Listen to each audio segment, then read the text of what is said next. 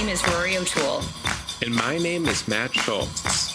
And this is How to Be, the podcast where we discuss ancient wisdom, modern hacks, paperback self-help books, and pithy platitudes, in the hopes of figuring out the best way to live this one precious and wild life. Have you ever wanted to peer into the future? Consult with the spirit on the other side. Cultivate your sixth sense? If so, join us as we discuss all things psychic.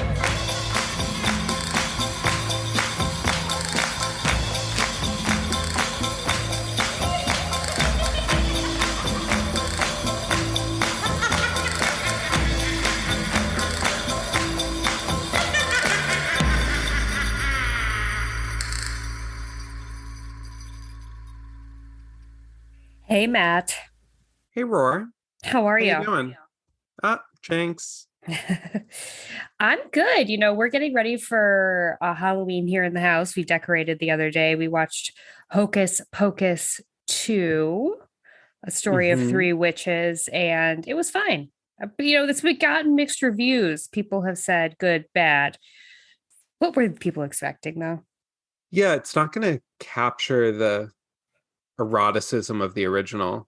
No, the original was like a little racy for like a kid's movie, by the way. Those sexy teens sleeping on in that window seat together. Yeah, and the story centers around the fact that he's a virgin. Yeah. A term I didn't know at the age of 6. I was very confused by that. Yeah, I don't really remember what my virgin knowledge was. But I do know that, like, I was very in love with him. The Max or Thackeray Binks? Max. He was the ideal 90s teenager. The swoopy hair. The hair with the part in the middle. The thing is that Thackeray and Max looked a lot alike to me. So it was a little hard for me to tell the difference. Well, we don't meet Thackeray until the end. Oh, yeah. There's the whole we do. beginning, which is like one of my favorite parts of the movie. Emily. Right. Emily. Oh, so sad. A little brothy sissy love. Right in the beginning. Yeah, so that's and speaking of brothies, that's the whole question. Is it good enough for me to call my brothy and say, can you give me the Disney login and stay by the phone for when they send the confirmation code? I have a Disney login now, by the way. Oh. Yeah, so if you want to watch it, but don't make a night of it. Someone gave me that advice. And don't make a night of it. It was good. That's great advice. Yeah. That's like a great way to phrase a certain movie opinion. I'm jumping the gun here on our subject a little bit, but let's just jump in to the subject today. I think that's a great idea. Today, in honor of it still being October, we are doing another spooky subject, and we're going to be talking about psychics. Is consulting a psychic how to be? And we don't know yet if it's how to be, but we do know one thing for sure, which is that it's how we are. Absolutely. Matt and I have consulted psychics together, separately. We love a good psychic. Do you find, like, how do people react when they find that out about you? That I love to see a psychic? Oh, that's a good question.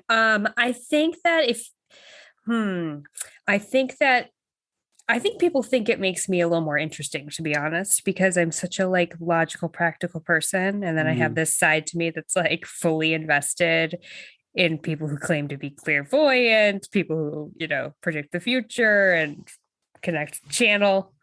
But, maybe it does take my legitimacy as a reasonable person into question. Yeah, it's interesting. That's a good... We've talked about how the best kind of people are people who have a few jarring traits like that. Yeah, that are sort of not in sync with the rest of their personality or the way that they seem to be from the outside. Exactly. Nothing too extreme, not like someone, not like a John Wayne Gacy where it seemed like a nice, neighborhood clown and it turns out he's killing people. Nothing like that. A delightful neighborhood clown. The neighbors, they adored him. We're not here to talk about serial killers. We're here to talk about the people who find serial killers, The psychics who work with the police. Yes. I think that I often have to do a little bit of damage control when people find out that I'm a regular You're a visitor regular. psychic. You're a regular for a few psychics. For a few psychics. And I think the sort of narrow bridge that I then have to walk from a PR perspective is like explaining how I think it's a joke, but I also don't think it's a joke, but I think it's funny, but I'm also take it incredibly seriously. I'm not one of these people who's going to give his all his earnings to a psychic. You know, like I take it in stride, but I also take it seriously. Yeah, I think that that's exactly, we have the same attitude, like we love it, we are moved by it, but we aren't exactly rearranging. I mean, we aren't rearranging our life for it. We aren't taking the advice of psychics as, it's just more information that we find, fascinating, interesting. And we have seen a couple of the same psychics, and if you want to talk about, we can talk about that. So one psychic that we love to see is a psychic that my mom has been going to for many years, Patrick O'Brien. She puts it perfectly that he has psychic Tourette's, so he just sort of sits across the table from you and like spews things out. And one thing about Patrick is he's not like horribly predictive, terribly Yeah. predictive. He more like reads your field around you. And I think, and he's a hargan of a bargain at $40. Yeah. And so I think that's a great psychic to see because, he's not encouraging you to make decision or leaps or anything like that. Yeah. He'll just be like, your sister's named Kathy. She just gained 20 pounds. He's also And it's obsessed like, you're with both weight. correct. He's always right. He's very accurate. And he always talks about your weight, He's keeping psychic tabs on everyone's weight. So yeah, the spirits, I think, but he also he knows names, he knows addresses, he knows like, my brother had a pretty crazy reading with him where he said like, this is your favorite restaurant that you go to, and this is the streets the cross sections where you live. All this sounds like it's Googleable information now that I'm saying it out loud, but like it's hard for me to express how clear it is that that's not what he's doing. So Matt, you know about the two ways like that people say fake psychics like operate? Well, yes, cold and hot. Cold and hot reading. Yeah, so cold is like John Edwards on the Oprah show looking at the audience, and he'll be like, I'm getting someone who died of a heart condition over here. And someone's like, me. Yeah, and basically like people like psychic debunkers are like heart conditions are like the number one killer of people in the world. So like someone in the audience is going to have someone who died of, yeah. So that's a cold. Versus a hot reading, which is like you've done your research. Yeah, I've Googled Matt. So Patrick like could in theory be doing a hot reading. If you saw his website, you'd know that he's not technologically savvy in this way. By website, do you mean his Facebook page? Oh, I haven't seen his Facebook page, but he has a website, which is very funny. Does? Oh, that's so funny. Yeah. Yeah. So Patrick is, yeah, he's incredible. Like one time years ago, this is before Facebook, like, cause I've been seeing him for that long. Okay. He was like, or maybe it was just when Facebook came out, whatever. He was like, you have a friend, her name starts with an M and she's Polish. And I was like, oh yeah, my friend Mary, she's Polish. And he was like, oh no, it's not your friend Mary. And I was like, it's like, I was giving it to him. You know what I mean? Yeah. He's like, nope, it's not your friend Mary. And he was like, she lives in New York. And I was like, I don't. And then I was like, oh, I do have a friend with an M name who's half Polish, but I totally, and she lives in New York. And very interesting. Now, I was thinking it would be fun to debunk a psychic. And I haven't seen this kind of debunking before, where they're like, have you lost someone with an S? And then you lean into it, and you're like, Suleiman? Is it Suleiman? And then they'll be like, yes, it's Suleiman. and then they'll be, did he pass suddenly? Yes, it was a bus. And like, keep feeding and let them be. Yes, he's showing me a bus. Keep feeding it so that they go farther and farther out on this ledge, and then be like, I made that all up. They're not showing you anything, Bitch. bitch. Like Harry Houdini, he was really into debunking psychics or Really? mediums. I think so, yeah. Actually, so when I was doing research for this, I was like, watching some YouTube videos, and there was a very funny Inside Edition episode where this woman went to meet a psychic at a diner, and she showed him a photo of like a young boy, and she was like, the psychic was like, he's dead, he's been missing for and he died, and yada yada. Little did she know the boy, as a grown up, was sitting right in the Oh booth yeah, next to I saw her. that. But it's weird because like when I watch psychics on TV, I'm like incredibly, incredibly skeptical. When I go to see one, I'm not. I like have this belief that my psychics are real, but Well, all do these you mediums. right? Do you think all the psychics you've seen are real? Because I have a spectrum where I'm like Patrick real, Beverly real, everyone else not real. No, that's true. That's true. And also I draw a big line between mediums and psychics. Yeah. Well, I know you're not into the mediums, as you mentioned in the witch episode.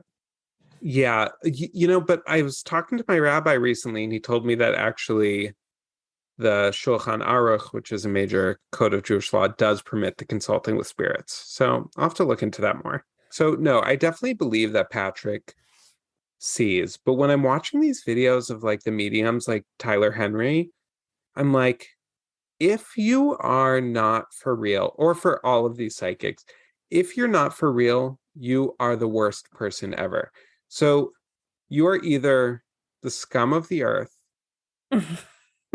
or you're truly communicating with Melissa Joan Hart's grandmother right now. um And it really seemed like he was. yeah, okay, so like John Edwards, fake. Teresa Caputo, fake. Tyler Henry, I'm on board with. Why? Well, okay, first of all, he does work big rooms, but he also works one-on-one. Uh-huh. So does Teresa. She does. Yeah, and so does John Edwards. My aunt told me like a crazy Teresa Caputo story, though. Okay. I think I've told you before, but my aunt Nancy said that her friend was in like line at a bagel place or Mm-hmm. something. Mm-hmm. Teresa Caputo bursts in on the scene with her crew, with her camera crew, Oh. and starts reading this woman. Oh yeah. Your husband Cold, died. hot. Oh. Now, she didn't know she was going to be on that show. She Mm-hmm. was just getting a bagel. But was she wearing a t-shirt that said I'm a widower? I'm a widow and I'm proud. This is what a widow looks like. It's not just a peak. Um, yeah. So okay, Teresa Caputo. John Edwards fake. Teresa Caputo, jury's out. Tyler Henry, I believe. It's kind of weird. Yeah, Tyler Henry, he doesn't seem, I don't sense that he's the scum of the earth. Is it because he's a blonde twink? It's because he's a mother boy. He has the weirdest facial expressions, the big smile, crinkle nose. His affect is so bizarre. Today with that he was reading Oh Fairuza, yes. whatever her name, from The Fruza Bulk. Craft. Fruza Bulk Yeah. from The Craft, yeah. And he was like, I'm seeing someone who passed away quite suddenly, too young, recently. Someone with an S name very close to you. And she was like, my brother. And he was like, oh, great. Like, because like he got the hit. he nailed it. Yeah. And like, but he's like that. And also his oh great is like, he really takes it in stride that he like nailed it too. He's like, oh great, but it's not like he's like, yes, like that's another thing that makes him seem real to me. He's saying all this crazy stuff and he really feels seems quite calm even as he gets going, you know? Yeah, for sure. But like, let's talk about, okay, so let's take it that these people are psychics, they're communing on the other side of the veil. Why can't we get a little more accurate information from these ghosts, from these spirits? Like, let's spell it out Yeah. for him a little. You can give S, but you can't give the full name. Sure. Like, here's a test right now, okay? Uh-huh. Uh-huh.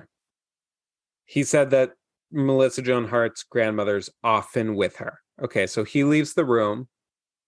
Grandma stays in the room with Spirit of Grandma stays in the room with Melissa Joan Hart. Melissa Joan Hart says 165. 165. Grandma, are you hearing me? One, showing the fingers. 6, 5. Make it clear to this woman, okay? And then bring Tyler Henry back in and be like, I just told my grandmother, who's in the room, according to you, a number. Wait, did this really happen? No, I'm saying Oh. let's do this, Oh, yes. get moving. Let's not just have like she loved flowers.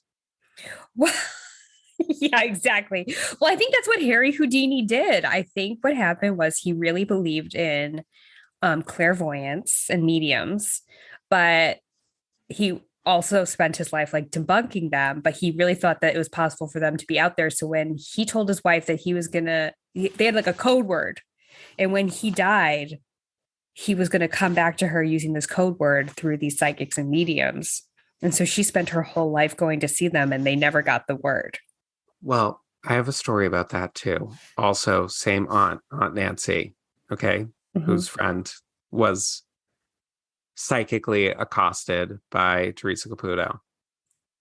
So my uncle passed away, not Nancy's, not connected to Nancy, different uncle, gay uncle. Before he died, gave a code word to his partner, his husband. So none of the mediums could get it. None of them could get it. Okay. Then one day, Nancy is talking to him. She says, and they're talking about the code word, and he's like, no one could ever get it. And all of a sudden, she saw it written in her mind. And she said, is it xylophone? It was not xylophone. To this day, no one knows it, but Gunkel, his partner, and her. Mm-hmm. And she whispered it to him, and she said, I'm just getting this vibe that it's this. And he was like, because it was. Wow, that's crazy. And she truly described it as like she saw like a little fortune cookie in her brain, like a piece of paper. She saw it, Mm, he put it there. She received. So that's pretty nuts. that is nuts. So would you consider, or would Nancy consider herself an intuitive? I've never heard her describe any other experiences like that, but I can Mm, ask her. mm-hmm. I owe Because her a call.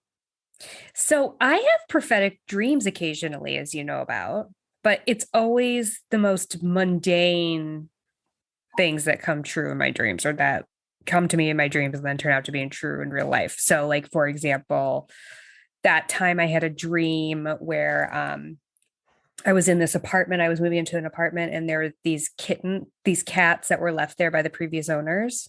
Oh And yeah. then a day or two later, the foster organization that I worked with was like, oh, we have these two cats that are left in an apartment by their previous owners. Recently, my friend Monica, who we talked about before, she is a lingerie designer. And I was like, Monica, I had a dream that you were going to do a run of lingerie with like a strawberry pattern on it. And she was like, are you serious? I have strawberry patterns picked out.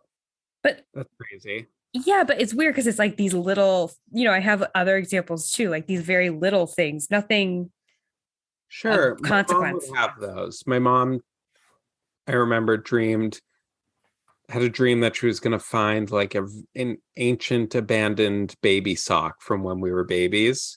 And she had a dream about finding it. And then like the washing machine kind of like bounced out of place while it was running. And Hmm. there was like a long lost baby sock. Or she had a dream that like a ferret attacked her. And then A ferret attacked her. No. Wow, that's tough. That's tough stuff. Well, yeah, and so my mom is intuitive and she's been reading tarot since I was a kid. Palms, tarots. My aunt Meredith has a funny story about how they were all at a funeral and she was in the back of church in the middle of the service reading people's palms in the middle of church.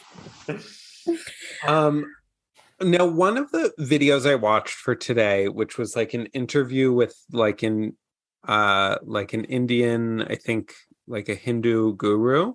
Mm-hmm. He was talking about how like our idea of psychic, which is basically like we're talking in our heads and someone else can read the word, like basically like hacking the computer of the brain, of someone else, kind of, or speaking with spirits. Like, But sorry, what do you mean like communing without verbal work, without yeah, I guess he verbalizing? was more talking about like nonverbal communication, asking if that's possible to read Okay. someone's Read mind. minds, read minds. And he was like, from a Hindu perspective, like all of this chatter in the brain is not very interesting. Like, like the idea of being able to read someone's thoughts in that way, like we're not really interested in thoughts. But there is this like kernel of mind deep, deep down that can sync up with other people and really be in tune with other people and one with them and be communicating. So it's like that's an interesting, less superstitious way of thinking about what it is to be psychic, to be or what it is to be intuitive. Yeah, I think that's probably how my mom would explain it too. That just like when she meditates deeply, she can like connect with people on a different energetic plane, Hmm. you know? But now let's talk about Dolores Cannon, Dolores Cannon, this friend of mine recommended these videos to me. I guess she's like a crank and writes books. And She's dead, which is sad oh, I because didn't know that. I really wanted to go see her talk because it's She's otherworldly. she's with them now. And Yeah. I guess she kind of like had like a little TikTok renaissance of people sharing her videos, but she communicates with spirits and with extraterrestrials psychically, But and they like tell her information. but like when I was watching the videos, it seems like she communicates to these beings through people who she's put under hypnosis. Oh, is that her mechanism? That's what I was gathering from the one video I watched of her. Oh, I don't like that. I don't like the No. idea. Well, so she is this woman who may or may not commune with beings through hypnosis of her patients, but that's her main practice is putting people into hypnosis for past life regression, Hmm. which I'm very dubious of. I don't. Do you believe in past life regression? I do believe in reincarnation. I find some of these like past life regression, I don't know about, but I do find that some of these stories of little kids remembering their past lives are just so incredibly compelling. They are. I mean, there's Oh, some what I great. wanted to say? Sorry, can I diverge for a second? I've been trying to remember this thing I wanted to say way at the beginning, and I want to say it now, Yeah. which is that the real reason I'm into all of this stuff and what I'm trying to get at when I'm telling people, like, oh, I take it seriously, I don't take it seriously, is that it gives me the chills, it gives me the spooks. I find it to be a pleasure. Like, I find it quite stirring and thrilling going to a psychic in the same way I do when I listen to a spooky podcast about a true story. Like it makes me feel wonder. In these children reincarnation stories, I mean, those will make you feel wonder. Yeah. Anyways, that was a No, little but I completely agree. I mean, the reason I engage with this type of stuff is because I think it like makes my life more fun, more interesting. You don't have to engage with this stuff at all. But optional. it's totally optional. It's just an interest. Um, and I don't think you should devote your life to any one interest too hard. That goes for Yeah. everything. So anyway, what were we talking about? Past life. Oh, I don't know if I believe in reincarnation because even though I love those stories of little kids, the logistics of it seem just a little too human, too like conceivable of our minds. You know what I mean? Oh, we just keep doing this over and over again.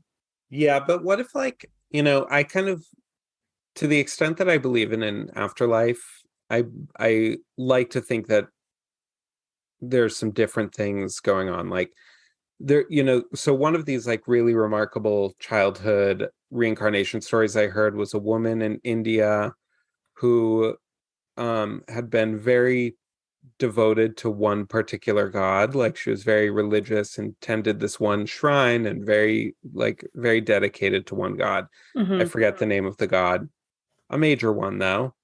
And as she was dying, she wanted to stick around. And she made a conscious effort to do a deep meditation as she was dying, repeating the name of the god over, over, over again as she passed. So she died in this very mindful way and then was reincarnated. This little girl became a child and remembered things that they were able to verify, a town that they visited that looked the way she described, the temple that she kept talking about over and over again, the husband.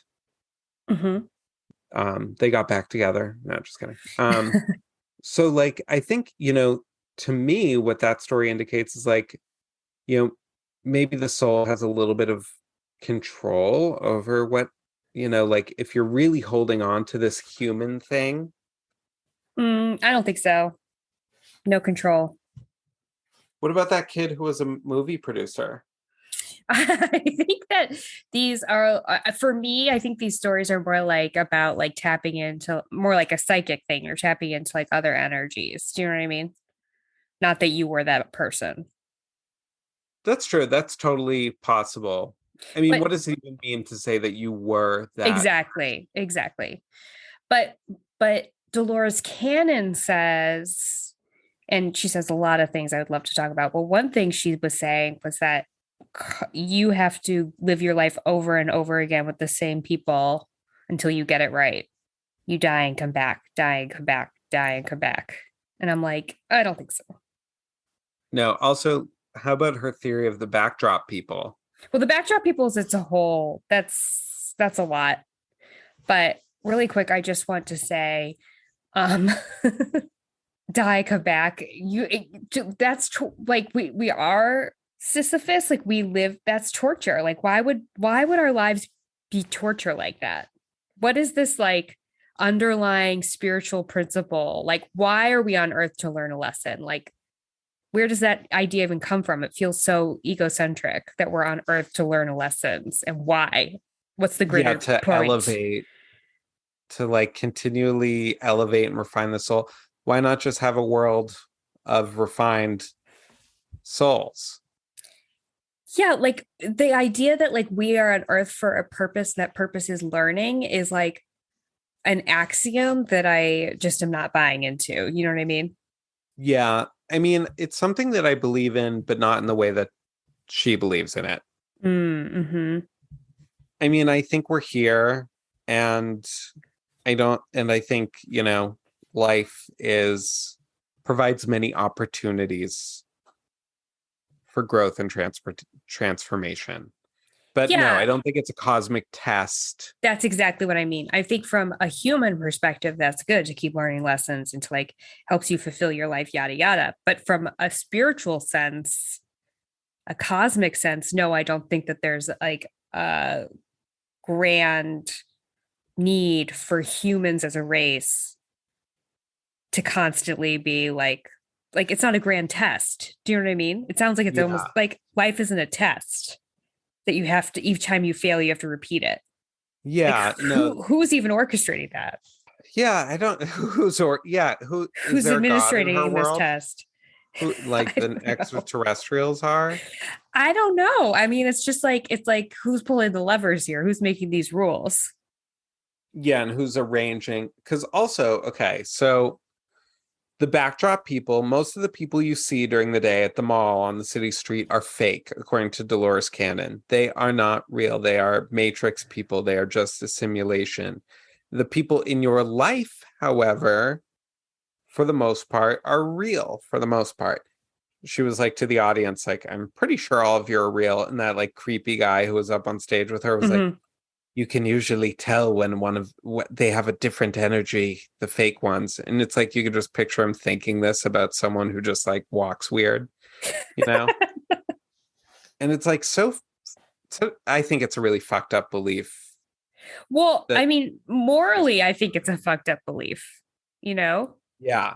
Like, and she was saying that everything in your life you create. So, like, when she goes to the airport and there's a lot of people there, she says, "Wow, I created a lot of people today." And it's like, what? Who would do Uh, that? yeah, it makes no sense at all. And also like, okay, the people in your life are the people that you're like going through this like cosmic school course with. So like you and me, Rory, like you're Yeah. here to teach my soul lessons. I'm here to teach your soul lessons. But it's like, okay, so then, Monica is here to teach your soul a lesson, but not mine, because to me, she's far enough away that like she's not really in my life. And then Monica has like an aunt who's here to teach her soul lessons. Now, you don't even know that aunt, and I certainly don't know that aunt. Aren't I inevitably going to end up in a mall with that aunt walking? Like Yeah, that exactly. aunt is my Uh, backdrop people. yeah, exactly. Like, you don't know everyone on earth, but other people know 6 degrees of separation, baby. Yeah, like Well, I don't it's understand. Like, people in your yearbook that you went to high school with, are they backdrop people? I didn't know everyone I went to high school with. yeah, a lot of them were backdrop people, Yeah, Rory. they weren't even real. Um, She's like, this will really twist your noggin. but That's what she's so I'm saying. She's lovable. she's lovable. I would love to go see her speak, but she's dead. Oh, she also said that our minds, we don't get it. Like, and that's part of it is like she could try and explain it to us, but we really won't get it. But we will get it when we die. And I'm Yeah. like, do you die, get all the information, and then reincarnate and forget it? Seems like a weird system. Or do you only die once you get your life right?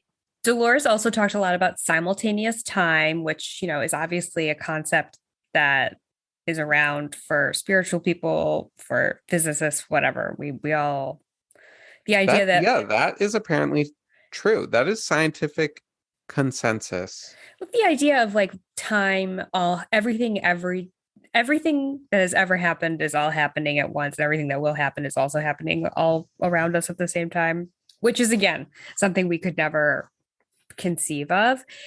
And she was talking to Nostradamus via one of the patients that she was putting in through a past life regression. And I think Nostradamus said to her, first of all, why Nostradamus? That's another thing that makes me think she's fake. Like, we're always connecting with the great figures, aren't we? Yeah. Not just like a little known scientist that never got his books published. hmm But when you call someone on the phone, you're in America and you call someone on the phone in England and they're 6 hours ahead, you don't have to wait 6 hours to talk to them. And I'm like, that analogy doesn't hold up. Actually, Roy, I liked that analogy. Did And not like it. it made me get it. See, for me, Because I'm like, time as a human construct has to do with the way the sun is in the sky. yes, yes. Okay, but let me explain it to you the way they've explained it to me, the ETs. Mm-hmm.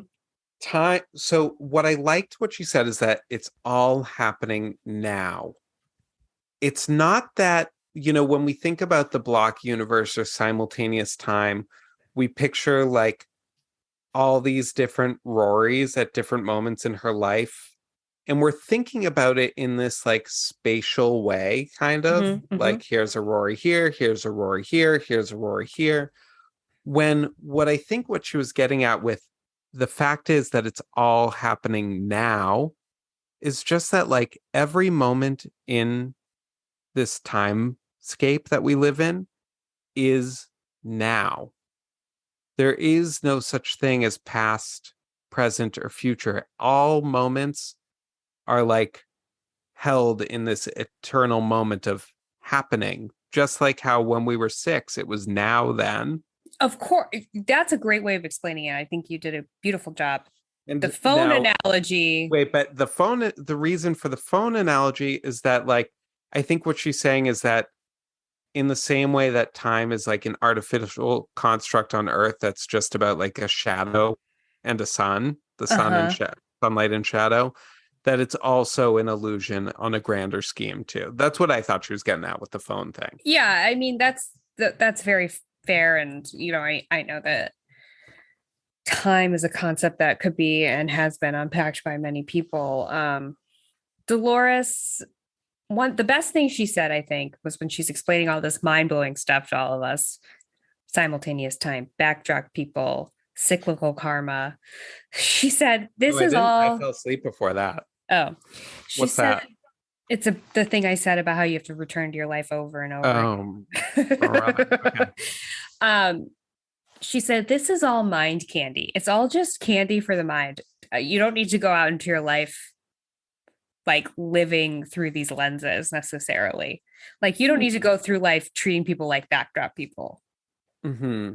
And I liked that. It is just for fun. It shouldn't have much influence on your life. Yeah, I like that concept of mind candy. Yeah, you just kind of have to like you have to live your life and like go to work. And I don't know if that guy on stage with her lives his life like a normal person, but I'm all about living my life like a normal person, even when I engage with these mind candies. Yeah. Yeah. Yeah, it's very interesting. Like, for the holiday of Sukkot, which is happening currently. Mm-hmm. It's traditional to read the book of Ecclesiastes, which is very like, what's the purpose of life? We all just die and then we're dust and there's nothingness. And okay, you can have riches or you can build up or you can try to be wise or famous, all these different things you can do to solve the problem of how to be. Mm-hmm. But ultimately, it's all futile. Now, this is kind of a radioactive book to put into the Hebrew Bible. It's very destabilizing. It acknowledges the void. Mm-hmm. And there was apparently some controversy about canonizing it. And then at the very end of the book, it says, but despite all this, follow God's commandments.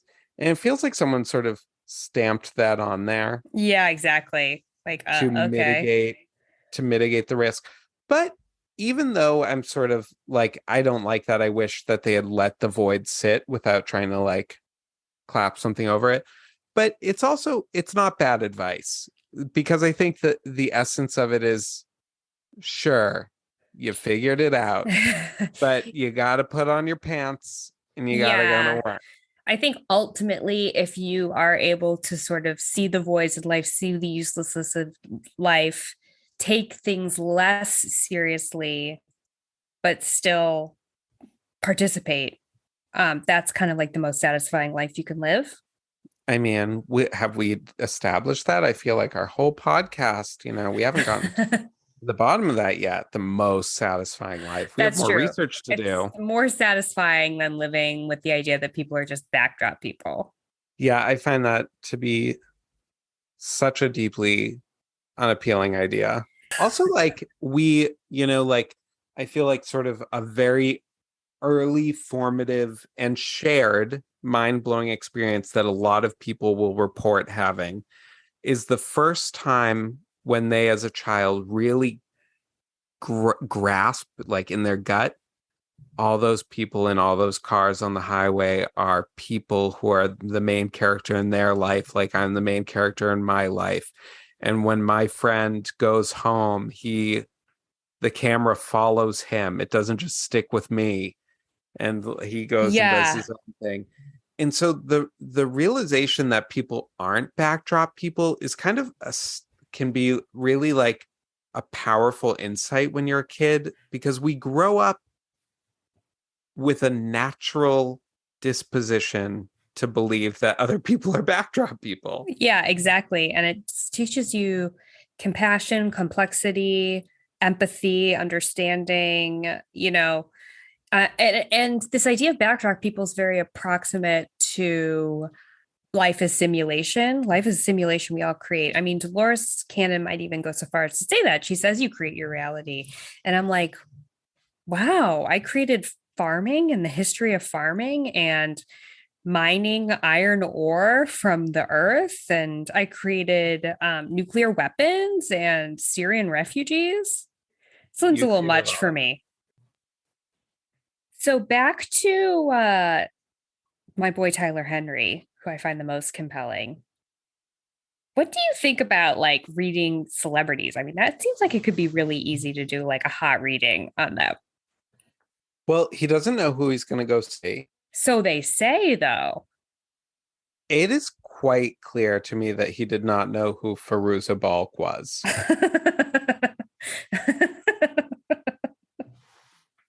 He was like, "Oh, Fairuza, nice. That's a nice name." He had no idea. And yeah, and then she was like, "You may know me from my work in American Psycho." I don't know if she was in that. American Psycho? You mean American Horror Story? No, I mean American History X. Oh yeah, Um she was in American History X. Good job, Matt. She was in the second was wow, Wizard of Oz. Was she in The Yes, Wiz? she The was. Wiz? No, it's called Return to Oz. Return to Oz. There we go. Yeah, she was great in that. And it's like, and then it's like, but let's not kid ourselves, Fairuza. Everyone here, everyone who's watching Tyler Henry knows you from The Craft. Okay? No, we don't know you Mano, from your other work. Mano, these are my gifts from Mano. uh, I like her. But so he had no idea who she was. Melissa Joan Hart, he was like, I recognize you. He doesn't have enough that's the thing. He doesn't have a lot of guile, which is part of why he's so trustworthy. okay, but you don't think he's like just an ultimate deep fake? He's AI. No, because I think it would have been more polite and normal to acknowledge, be like, oh yeah, from The Craft. Sure. Give her something. He was Yeah. like, mm-hmm. Which is like a very honest response to meeting Fairuza Balk in 2022. Well, I was watching like a highlight reel on YouTube of like all the things he predicted that came true, and he did predict that Alan Thicke would die of a heart attack. Oh shit. Yeah, well, did Polly D end up having Crohn's? Did they confirm that? Yes, he read Polly D, and he said that Tyler said Polly D had some health issues with his stomach. Should I look it up? Polly I looked it up. I D. didn't really find anything, but go ahead, give it a try. Crohn's. Crohn apostrophe S. How'd you know wasn't going to be able to spell that? I had a feeling. 15 celebrities I'm a with psychic. Crohn's disease. Did you catch that list? Was he on it? I'm looking. I was wondering if you already looked at this. Dennis Kucinich, in case anyone's wondering. Yeah, no, he's not on it. He's not on it. Good question. He did Exactly. say his mom has Crohn's, though. Roar, I'm attracted to Polly D. Yeah, well, I think a lot of people are.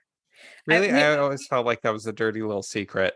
Are you kidding? The whole show is about how many people he has sex with. Yeah, but like, Club hoes. You're like, I'm not a club hoe. yeah, I'm not a club hoe. Exactly. Well, it's interesting because like when it's interesting because when Tyler Henry was reading him, when I was watching that video of him, I was like, is he attract like look at him without the hair? Just look at his face. Like, don't get distracted by the hair. I And like the hair. all I can see is the hair, you know, I like a weird looking person every once in a while. every once in a while. I Or is like that the standard? the Melissa Joan Hart reading was very, very compelling. Tell me. So first, she was nervous because she's a Christian, and she was nervous about what I was talking about what the Bible says about mediums. Mm-hmm. And Tyler Those are, Henry was like, listen, I believe in God, and I think that what the Bible was talking about was like people like, pagans, like idolaters. He's like, but I believe that the spirits we commune with are with God. They're with higher power. And she was like, okay, I'm 100% at ease. okay. And he looks Christian, so that probably helped. Yeah. Yeah. He was telling her all this stuff. Her mother was watching on a camera. Some of the Mm. stuff she like didn't really know about. He was like, I think something in your room your grandfather made. And she was like, yeah, I don't know. My grandfather made some stuff. I don't know. And the mom's watching is like, the chest, and he was describing like it's a square, it's flat. In the He room he no, was he in or in a different room? a different room. Mm. He got a lot of stuff right with her. It was very moving. The mother was freaking out. You know what? One of my favorite episodes of Unsolved Mysteries that has like really informed both of our spiritual beliefs, I think, is involves a psychic. So it's the Always Karen story. Mm. So this couple's, Karen is their daughter, and she dies of like a slow cancer, let's say. She's sick for a while. She dies young, early 20s. And they are traveling, and someone, they're traveling, they're driving back home. And I think how it goes logistically is someone was like, oh, you should get in touch with this psychic to talk to, if you want to talk to Karen. So they call the psychic, and the psychic's like, I don't have time to see you. And then he's like, wait, you must come right now. The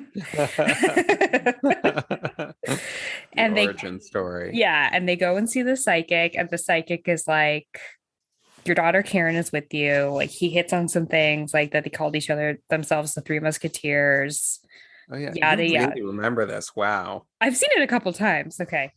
And So have then I. what happens is the mom starts communing with Karen. Like, the mom gets in touch with her own abilities, and Karen writes a book through her called Always Karen.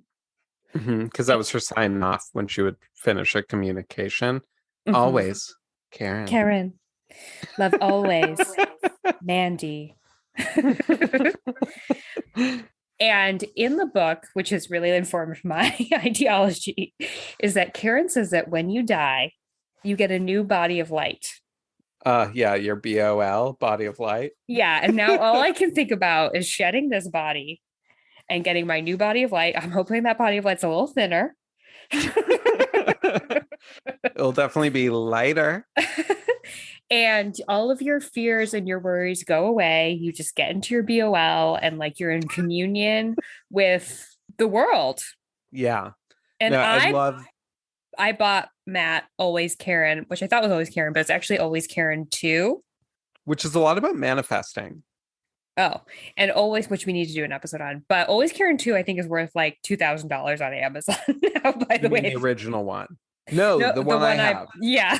Yeah, it's the most valuable thing I own. Can I sell it? I can like make photocopies of the page. I don't want to lose that Exactly. content. No, don't want to lose the content. So that is, an episode of a psychic, the channeling, and that has informed my life, greatly. Yeah, and sometimes, so in the same way that I think about these psychics, I'm like, well, if they're wrong, then they're really quite awful. Mm-hmm. I sometimes Mm-hmm. think about Karen's mother, and I'm like, what if that's, she thinks her daughter's like still in her life, but what if there's something quite disturbing about the idea of like leaving this plane, dying, and then having someone be like, I spoke to Rory today. It's like, no, you didn't.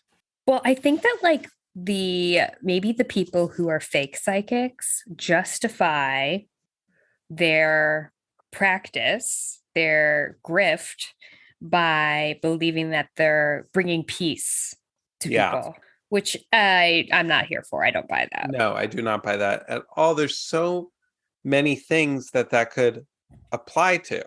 Killing Mm-hmm. someone, I brought him peace. I executed him in his sleep. No longer Now does he's he in, have to go to work. yeah, he's in his BOL, It's all Yeah. good. Yeah, like we don't pull the wool over people's eyes because it makes them feel good. You know, perhaps in this is the whole ethics of lying. It's like, a white lie is fine. Your new haircut looks good. But duping someone about the very essence of their reality, making them think that their grandfather is always with them, you Hmm. know, I don't think that's ethical personally, Yeah. unless you really know. We listened to that millennial psychic a little bit ago. Do you remember that? He's like, yeah, Oh, I love the so millennial psychic. Yeah. he's like a bro. Yeah, I think he's like a bro psychic is how He's you're like, describing it. yeah, he's the only bro psychic I've ever met. Psychics, and I've met a lot of them, are usually um, gay men or women in of middle age who wear a lot of makeup. So, like, the spirit on the other side is saying more blue eyeshadow, more red lip. Like, I don't think spirits can see very well, so they really want that It's woman like to be made up. stage makeup for the Yeah, other. yeah, exactly. So, like Yeah, we would go. Mhm. you would think they'd be like these like Gaia Earth Mother, like with a wooden staff. No, yellow hair the color of corn, tease, red lip, blue eye, rings, jewels, Jewels, cigarettes, jewels, and cigarettes. Yeah, like perfume, cigarettes. the psychic we used to see in the suburbs of Chicago, Beverly. She put on a whole face, and she would always say, I know I look so good for my age. And I was always worried that she could hear me in my head saying, I mean, I've seen a little better, but Yeah, when I picture her, I picture psychic Sylvia Brown. yeah, she had brown hair, I think, though, Beverly. But yeah. Yeah, psychic Sylvia Same. Brown is a great example. Teresa Caputo, Yeah, yeah. Wow. Yeah, not big. natural beauties, if you will. No, and there's something kind of a bit compelling about it, sort of like the this worldliness of the look with the otherworldliness of the vocation. Yeah, like the spirit around Teresa Caputo is like higher, higher with the hair. Spirit. I'm communicating with spirit. Longer with the nails. Yeah, spirit. You got to communicate with spirit. You know what I want to know? Hmm. Do you think Tyler Henry was a little attracted to Polly D? Yes, You more could than a feel that. little. He was like thirsty, thirsty for Polly, and everyone knew it. I don't know if ever, yeah, the producer knew it. Everyone, the producers were like, "Ooh, boy." Whoa, you cut that energy with a knife. Say you go to a psychic and the psychic reads you excellently. Hmm. Say you sent many people to the psychic and the readings go well, but one person goes to the psychic and is like, this reading was awful. Do you think that psychics have a bad day? Do you think that they can read certain people better than others? Well, yeah. I mean, listen, anyone can have a bad day, and anyone can make mistakes. But I do wonder about when they seem to have clear information and the information is wrong. It's like, what's going on there spiritually? Did your wife have red hair? I'm gay. It's like, okay, so what are we talking about? Yeah, like does that mean should they're a charlatan to you? Yeah, like, yeah, I think it's explain what happened, you know? Yeah, walk me through the symbolism you just What they were you showed seeing? you. Yeah, Yeah, exactly. what were you seeing? The reason I ask is because a friend of ours in LA, I was like, I really want to see. I can't remember if it was a someone who reads your tea leaves or someone who reads your coffee grounds, one of those. Because on the Real Housewives, they've seen psychics who read their coffee, and it's always shockingly accurate and predictive of the future. So, like when they were in Morocco and Ramona had her coffee grounds read, and the psychic was like, "Your husband's having an affair," and this was a couple years before it came out that Everyone knew that Mario was sleeping around, and they've alluded to that maybe if that was maybe the producers set up that psychic to say that. Why would you crush that for me right now? They say it in the show. They do? That the Yeah, producers? they bring it up in a reunion. Oh, I thought in the You're reunion allowed they to were. break the fourth wall. Oh, okay. Well, never mind. Anyway, that's what I worry about with Tyler Henry, that the producers are getting involved, you know? Yeah. Listen, the truth of the matter is we'll never know. We'll Yeah. never know for sure. It will always hover on that boundary between known and unknown because Yeah. we've had some interesting experiences. Yeah. You and I both. We've both had some really strangely uncanny readings. Mm-hmm. What do you do with that? Actually, I want to tell one quick story because I just thought of this the other day. This guy I used to know, I went on like a few dates with him. Is this the Nimrod story? Yeah. I love the Nimrod story. Tell it. So he was this guy who was like, I dated him very, very briefly when I first moved to Israel. So, like, moved here for the first time 8 years ago. And we were talking about spiritual, spooky stuff. And I was like, do you believe in any of that? And he was like, no, I don't. Um, But but I do have this crazy story. So already it's like his credibility is really high because he doesn't actually believe. He's a mm-hmm. skeptic telling the story, and we love that, Of course, that's what, as a like we were talking in the witches episode, we were talking about ghosts. It's the father, the patriarch of the family, who's a not believer. When he finally succumbs to the ghost's sexual yeah. assault and is saying he believes, that's when the audience knows it's true. Yeah. Now I don't believe any of this. I'm a rational guy. So he Nimrod doesn't believe any of this, but he works for his father's real estate company. One day he walks in, there's a new girl at the front desk. He's a big wig at the company, son of the CEO, so he introduces himself. And he says, "Hello, my name is Nimrod," which is an Israeli name, even though it's an insult in English. And this And an woman goes, excellent Green Day album. and the woman goes, Nimrod, I was told by my medium that I was going to meet a Nimrod today and that I should give him the medium's number. So he calls the medium a couple days later, not right away. Because he's a rational man. He's not like you and I. Was like, stop everything, get me a quiet room. 100%. I would be.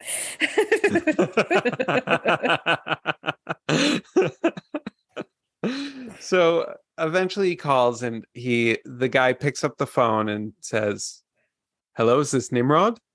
Knew who was calling. So this is a guy, his name's Arya. Nimrod describes him as a simple man. He works in construction. He doesn't take any money for his medium services, another Oh. point of credibility. Mm-hmm. And he says, "Listen, I've been waiting for you to call me. I knew this woman I saw was going to meet you. You and your father have built a real estate development on ancient graves, and that's why you're not Mm. succeeding in selling the houses." Wow. You do Now, not want to build on an ancient burial ground, okay? this made Nimrod a little made his jaw drop because they actually had struck on an ancient archaeological site while they were building. And in Mm-mm. Israel, there's a ton of ancient archaeology, and in much like in places where there's a lot of ancientness, like in Italy, there are really strict laws about what to do when you find it during a construction period. You have to stop. You have to allow for an archaeological survey to be done. They didn't want to do that. You're going to lose all that sweet, Yeah. sweet money. So they Good. did the unethical thing. They just built over it. And guess what? Wow. The ghosts were angry Mm-hmm. and it The ghosts were bureaucrats, and what upset them the most was that they didn't the fill out rule the breaking. yeah, the paperwork wasn't filled out. So the ghosts were angry and the houses were not being sold. So he instructs Nimrod to go to the building site at night and take pictures with a Polaroid camera. Spooky. Okay. I would That's a creepy love thing to it. do. I would love an assignment like that.